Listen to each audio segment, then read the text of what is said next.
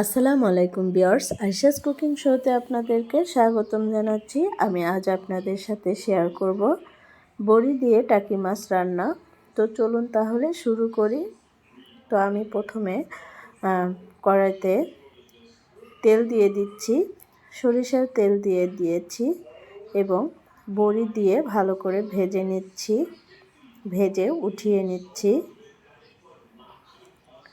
এরপরে এই তেলের ভিতরে আর একটু তেল দিয়ে দিলাম এবং পেঁয়াজ কুচি দিয়ে দিচ্ছি, দিয়ে ভালো করে ভেজে নিচ্ছি। তো আমি কিছুক্ষণ পেঁয়াজ কুচি ভেজে নিয়েছি, তারপরে টমেটো স্লাইস দিয়ে দিলাম। তো টমেটো কিউব করে কেটে নিয়েছি। টমেটো দেওয়ার পরে আমি পানি দিয়েছি সামান্য, তারপরে লবণ, কাঁচামরিচ ফালি করে দিয়েছি এবং শুকনো মরিচের গুঁড়া 1.5 চা চামচের মতো দিলাম। এরপরে ধনিয়া গুঁড়া 1 চা চামচের মতো এবং হলুদ গুঁড়া 1 চা চামচের মতো।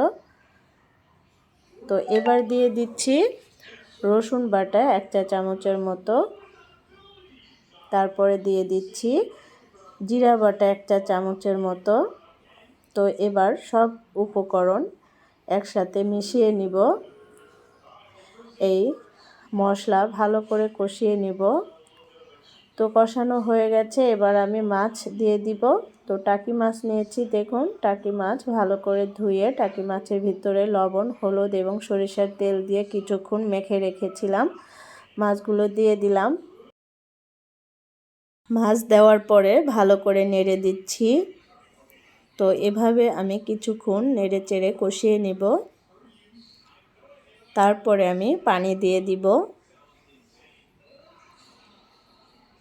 তো ভিউয়ার্স, কষানো হয়ে গেছে, এবার আমি পানি দিয়ে দিচ্ছি। আপনারা যদি বেশি ঝোল খেতে চান তাহলে পরিমাণে একটু পানি বেশি দিবেন, আর যদি কম খেতে চান অল্প দিবেন।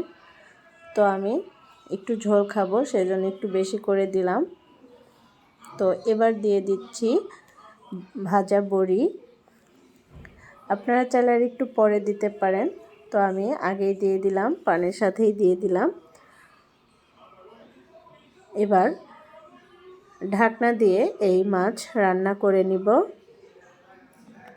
তো ভিউয়ার্স, দেখুন আমি কিছুক্ষণ রান্না করেছি, এরকম হয়েছে। তো আর ঝোল শুকাবো না, বেশি শুকালে ভালো লাগবে না আমার কাছে। তো আপনারা চাইলে শুকাতে পারেন। তো এখন আমি চুলা বন্ধ করে দিব। তো এ পর্যায়ে যদি রেসিপি ভালো লেগে থাকে প্লিজ লাইক দিয়ে দিবেন। তো ভিউয়ার্স, চুলা বন্ধ করে দিয়েছি, এবার আমি এই তরকারি নামিয়ে নিব।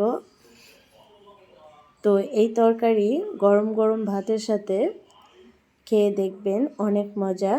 আপনারা রান্না করে দেখবেন সবাই পছন্দ করবে ইনশাল্লাহ।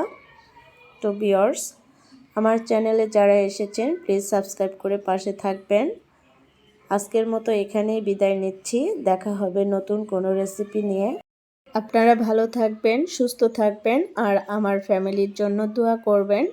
আসসালামু আলাইকুম, আল্লাহ হাফেজ।